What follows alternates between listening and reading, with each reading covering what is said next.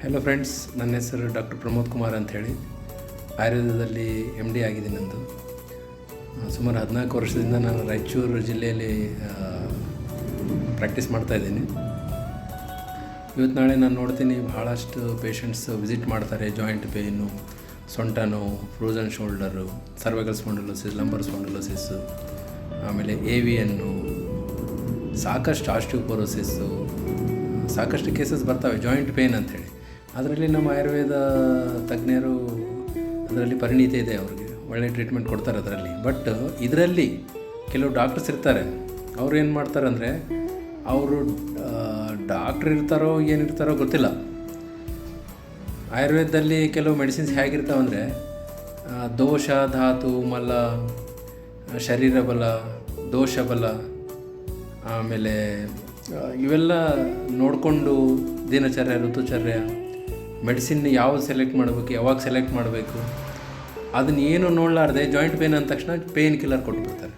Pain killer ಅಂದರೆ ಆಯುರ್ವೇದದಲ್ಲಿ ಮಹಾವಾತ ವಿಧ್ವಂಸರಸ, ಮಹಾರಾಸ್ನಾದಿ ಕಷಾಯ, ಶಲ್ಲಕ್ಕಿ, ರಾಸ್ನ, ಪೇನ್ ರೆಡ್ಯೂಸ್ ಮಾಡೋ ಟ್ಯಾಬ್ಲೆಟ್ ಕೊಟ್ಬಿಟ್ರೆ ಮುಗಿಯುತ್ತಾ ಆಯುರ್ವೇದದಲ್ಲಿ? ಆ ಥರ ನೋಡ್ಬಾರ್ದು. ನಮ್ಮ ಆಯುರ್ವೇದ ಅಂದರೆ ಅವರು ಆಯುರ್ವೇದ ಡಾಕ್ಟ್ರ್ ಇರ್ತಾರೋ ಇಲ್ಲ ಅದು ಗೊತ್ತಿಲ್ಲ. ನಾನು ನೋಡ್ತೀನಿ ರಾಯಚೂರು ಡಿಸ್ಟಿಕಲ್ಲಿ ಬರ್ತಿರ್ತಾರೆ, ಯಾರ್ಯಾರು ಅಲ್ಲಿ ಇಲ್ಲಿ ಪ್ರಾಕ್ಟೀಸ್ ಮಾಡ್ತಿರ್ತಾರೆ. ಅವ್ರು ಏನು ಮಾಡ್ತಾರೆ ಅಂದರೆ, ಬರ್ತಾರೆ, ಒಂದು ಗ್ಯಾದರಿಂಗ್ ಥರ ಮಾಡ್ತಾರೆ, ಯಾವುದೊಂದು ಮಠದಲ್ಲಿ ಕೂಡ್ತಾರೆ, ಬೇರೆ ಬೇರೆ ಡಿಸ್ಟಿಕ್ಕಿಂದ ಬರ್ತಾರೆ, ಇಷ್ಟು ಮೆಡಿಸಿನ್ಸ್ ಕೊಡ್ತಾರೆ. ಅವ್ರಿಗೆ ಮೋಷನ್ ಕ್ಲೀನ್ ಆಗಬೇಕೋ ಇಲ್ಲೋ ನೋಡಲ್ಲ, ಆ್ಯಸಿಡಿಟಿ ಇದೆ ಅನ್ನೋದು ನೋಡೋದಿಲ್ಲ, BP ಇದೆ ಅನ್ನೋದು ನೋಡೋದಿಲ್ಲ. BP ಇದೆ ಅಂತ ಗೊತ್ತಿದ್ರು BP ಯಾಕೆ ಬಂದಿದೆ, ಅದನ್ನು ಯಾಕೆ ಕಂಟ್ರೋಲ್ ಮಾಡ್ಬೇಕನ್ನೋ ನೋಡೋದಿಲ್ಲ. ಜಾಯಿಂಟ್ ಪೇನ್ ಅಂದ ತಕ್ಷಣ ಜಾಯಿಂಟ್ ಪೇನ್ ಮೆಡಿಸಿನ್ ಕೊಟ್ಬಿಡ್ತಾರೆ. ಮೋಷನ್ ಕ್ಲೀನ್ ಇದೆ ಅಂದರೂ ಸಹಿತ ಮೋಷನ್ ಕ್ಲೀನ್ ಆಗೋ ಟ್ಯಾಬ್ಲೆಟ್ ಪೌಡ್ರ್ ಕೊಡ್ತಾರೆ. ಆಮೇಲೆ ಇದೇ ರೀತಿ ಏನು ಬೇಕಾದ್ರೆ ಅದು ಮಿಕ್ಸ್ ಮಾಡೋದು ಕೊಟ್ಬಿಡೋದು. ಇದು ಆಯುರ್ವೇದ ಅಲ್ಲ. ಆಯುರ್ವೇದ ಅಂತ ಹೇಳಿದ್ರೆ ಅವನ ಬಾಡಿ, ಪೇಷಂಟ್ ಬಾಡಿ ಹೀಟ್ ಇದೇನೋ, ಕೂಲ್ ಇದೇನೋ, ಆ್ಯಪಟೈಟ್ ಹೇಗಿದೆ, ಆ್ಯಸಿಡಿಟಿ ಇದೆನಾ, ಅಸೋಸಿಯೇಟೆಡ್ ಡಿಸೀಸ್ ಇದೆನಾ, ಆ ಎಲ್ಲದನ್ನು ಸಾಲ್ವ್ ಮಾಡಲೇಬೇಕು ಅವರು. ಬರೀ ಜಾಯಿಂಟ್ ಪೇನ್ ಅಂದರೆ ಜಾಯಿಂಟ್ ಪೇನ್ ಅಷ್ಟೇ ಟ್ರೀಟ್ಮೆಂಟ್ ಕೊಟ್ಬಿಟ್ರೆ ಅವ್ರು ಆಯುರ್ವೇದ ಡಾಕ್ಟ್ರ್ ಆಗಲ್ಲ. ಎಲ್ಲ ರೋಗನೂ ಅವ್ರು ನೋಡಬೇಕು. BP ಗುಳಿಗೆ ಇದೆ, BP ಗುಳಿಗೆ ನೀವು ಅದನ್ನು ತೊಗೋತಾಯಿರಿ ಅನ್ನೋದು ಒಂದು ಸರ್ಟೆನ್ ಟೈಮಲ್ಲಿ BP ನಾವು ಆಯುರ್ವೇದದಲ್ಲಿ ಕಂಟ್ರೋಲ್ ಮಾಡೋಕ್ಕೆ ಹೋದ್ರೆ ಅದು ಕಂಟ್ರೋಲ್ ಆಗ್ತಿರಲ್ಲ. ಅದಕ್ಕೆ ಅದು ಒಂದು ಟ್ರೀಟ್ಮೆಂಟ್ ಡ್ಯೂರೇಷನ್ ಇದೆ, ಪ್ರಾಬ್ಲಮ್ನ ಸಾಲ್ವ್ ಮಾಡಲಿಕ್ಕೆ ಟೈಮ್ ಬೇಕು. ಬಟ್ ನಮ್ಗೆ ಕೊಡೋ ಎಕ್ಸಿಸ್ಟಿಂಗ್ ಮೆಡಿಸಿನಿಂದ ಅದು ಡಿಸ್ಟರ್ಬ್ ಆಗಿರಬಾರ್ದು.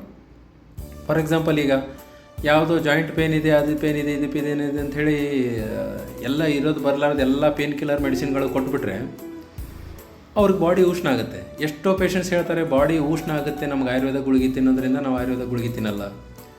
ಎಷ್ಟೋ ಪೇಷಂಟ್ಸ್ ಹೇಳ್ತಾರೆ, ನಾವು ಆಯುರ್ವೇದ ಗುಳಿಗೆ ತಿನ್ನೋದ್ರಿಂದ ವೇಟ್ ಹೆಚ್ಚಾಗ್ತಾ ಇದೆ, ನಾವು ಆಯುರ್ವೇದ ಗುಳಿಗೆ ತಿನ್ನಲ್ಲ. ಈ ಥರ ಡ್ರಾಪ್ ಔಟ್ ಆಗ್ತಾರೆ. ಆಯುರ್ವೇದದಲ್ಲಿಯೂ ಕೂಡ ಒಂದು 10 ಪೇಷಂಟ್ಸಲ್ಲಿ ಸುಮಾರು ಒಂದು 3-4 ಪೇಷಂಟ್ ಡ್ರಾಪ್ ಔಟ್ ಆಗ್ತಾರೆ. ಅವರು ತಪ್ಪು ಮೆಸೇಜ್ನ ಹರಡಿಸ್ತಾರೆ ಮಾರ್ಕೆಟಲ್ಲಿ. ಹಾಗಾಗಿ ನಮ್ಮ ಪ್ರಾಕ್ಟೀಸಿಗೆ ಹೊಡೆತ ಬೀಳುತ್ತೆ. ಹೀಗಾಗಿ ನಾನು ಹೇಳೋದು ಒಂದೇ, ಮೆಡಿಸಿನ್ ತೊಗೊಳ್ರಿ, ತಪ್ಪಲ್ಲ. ಬಟ್ ಅವ್ರು ಏನು ಕೊಡ್ತಾ ಇದ್ದಾರೆ ಅದು ನಮ್ಮ ಶರೀರದ ಉಷ್ಣತೆ, ಆಮೇಲೆ ದೋಷಗಳು, ಆಮೇಲೆ ಬಲ, ಆಮೇಲೆ ಎಕ್ಸಿಸ್ಟಿಂಗ್ ಡಿಸೀಸಸನ್ನು ಅರ್ಥ ಮಾಡ್ಕೊಂಡು ಕೊಡ್ತಾ ಇದ್ದಾರೋ ಇಲ್ಲೋ. ಭಾಳ ಕೆಲಸ ಇರ್ತಾರೆ ಆಯುರ್ವೇದದಲ್ಲಿ ಅಸೆಸ್ ಮಾಡಲಿಕ್ಕೆ. ಮೆಡಿಸಿನ್ ಸೆಲೆಕ್ಷನ್ ಭಾಳ ಇಂಪಾರ್ಟೆಂಟ್. ಪಂಚಕರ್ಮ ಇನ್ನೂ ಭಾಳ ಒಳ್ಳೆಯದು, ಯಾಕಂದರೆ ಅನ್ನೆಸೆಸರಿ ಮೆಡಿಸಿನ್ಸ್ ದೇಹದಲ್ಲಿ ಹೋಗೋಕ್ಕಿಂತ ನಾವು ತಡಿಬೋದು. ಬಟ್ ಬರೀ ಪಂಚಕರ್ಮದಿಂದ ನಾನು ಜಾಯಿಂಟ್ ಪೇನ್ ಕಡಿಮೆ ಮಾಡ್ಬೋದು. ಬಟ್ ಜಾಯಿಂಟ್ ಪೇನ್ ಯಾಕೆ ಬರ್ತಾ ಇದೆ? ಧಾತು ಕ್ಷಯ ಆಗಿದೆನಾ, ಧಾತು ಆವರಣ ಆಗಿದೆನಾ, ಅಂದರೆ ಅದರಲ್ಲಿ ಭಾಳಷ್ಟು ರೋಗಗಳಿದ್ದಾವೆ.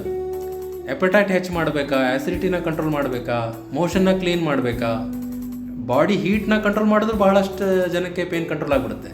ಬಾಡಿ ಹೀಟ್ ಕಂಟ್ರೋಲ್ ಮಾಡಬೇಕಾ, ಈ ಥರ ಇಷ್ಟೆಲ್ಲ ನೋಡಿಕೊಂಡು ನಾವು ಕೊಟ್ಟರೆ ಪೇಷಂಟ್ಗೆ ಭಾಳ ಫಾಸ್ಟ್ ರಿಲೀಫ್ ಆಗುತ್ತೆ. ಇಲ್ಲಾಂದರೆ ಎಲ್ಲ ವೇಸ್ಟ್. ನಾವೇನೇ ಗುಳಿಗೆ ಕೊಟ್ಟರು ಅದು ಕೆಲಸ ಮಾಡಲ್ಲ. 10ರಲ್ಲಿ ಅಪ್ಪಿತಪ್ಪಿ ಲಕ್ ಬೈ ಚಾನ್ಸ್ ಒಂದು 6 ಮಂದಿಗೆ ಆರಾಮಾಗ್ಬಿಡುತ್ತೆ. ಉಳ್ಕಿದ್ದ 4-5 ಮಂದಿ ಫೇಲ್ ಅಂದರೆ ಅವ್ರು ಬಿಟ್ಬಿಡ್ತಾರೆ, ಡ್ರಾಪ್ ಔಟ್ ಆಗ್ತಾರೆ. ಅವ್ರು ಹೋಗಿ ಸರಿ ಇಲ್ಲ, ಹೀಟ್ ಆಗ್ತಾ ಇದೆ, ನನ್ನ ಪೇನ್ ಜಾಸ್ತಿ ಆಗಿದೆ, ನಾನು ಇದು ತಿಂತಾಯಿದ್ದೀನಿ, ಆ್ಯಸಿಡಿಟಿ ಆಗಿಬಿಟ್ಟಿದೆ. ಇನ್ನೂ ಕೆಲವು ಡಾಕ್ಟ್ರುಗಳು ಯಾರಿದಾರೋ ಗೊತ್ತಿಲ್ಲ ನನಗೆ, ಆಯುರ್ವೇದಿಕ್ ಗುಳಿಗೆ ಕೊಡ್ತಾರೆ, ಜೊತೆಗೆ ಅಲೋಪತಿ ಕೊಡ್ತಾರೆ. ಅಂದರೆ ನಿಮಗೆ ಭರವಸೆ ಇಲ್ಲ ಆಯುರ್ವೇದ ಮೇಲೆ, ಆಯುರ್ವೇದ ಗುಳಿಗೆ ಮೇಲೆ. ಅದಕ್ಕೆ ಯಾರು ನಮ್ಮ ಆಯುರ್ವೇದ BAMS ಡಾಕ್ಟ್ರ್ ಇರ್ತಾರೋ ಅವ್ರ ಹತ್ರನೇ ನೀವು ಟ್ರೀಟ್ಮೆಂಟ್ ತೊಗೋಬೇಕು. ಅವ್ರು ಇದನ್ನೆಲ್ಲ ಅಸೆಸ್ ಮಾಡಬೇಕು. ಅಸೆಸ್ ಮಾಡ್ತಾರೆ ಅವರು, ಯಾಕಂದರೆ ಆಯುರ್ವೇದದಲ್ಲಿ ಅದೇ ಕಲಿಸ್ಕೊಡ್ತಾರೆ.